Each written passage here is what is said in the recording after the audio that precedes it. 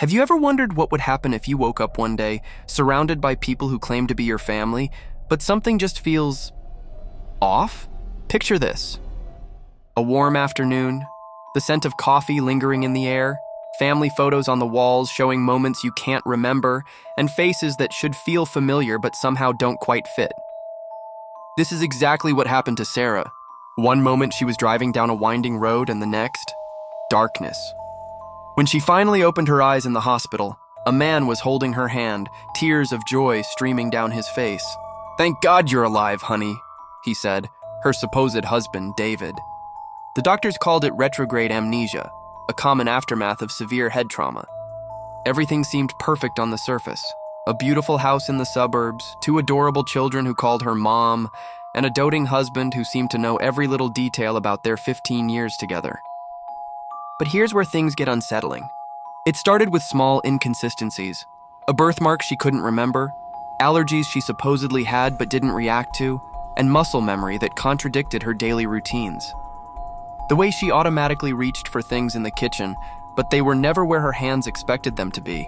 Then came the dreams, vivid flashes of a different life, a different home, different faces.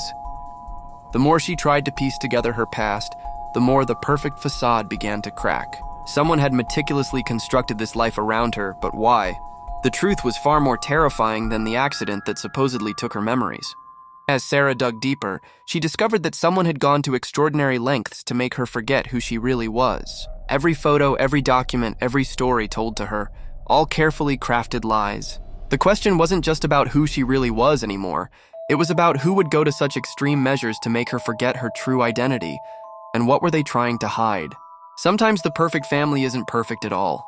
Sometimes perfect strangers can convince you they're the ones you've known all your life. And sometimes the most dangerous deception isn't what others tell you, it's what they make you forget. But Sarah's story teaches us something chilling. Our memories make us who we are, and when someone takes control of those memories, they take control of our entire reality. The truth was out there, buried beneath layers of carefully constructed lies waiting to be uncovered. The question is, would she be ready for what she was about to discover?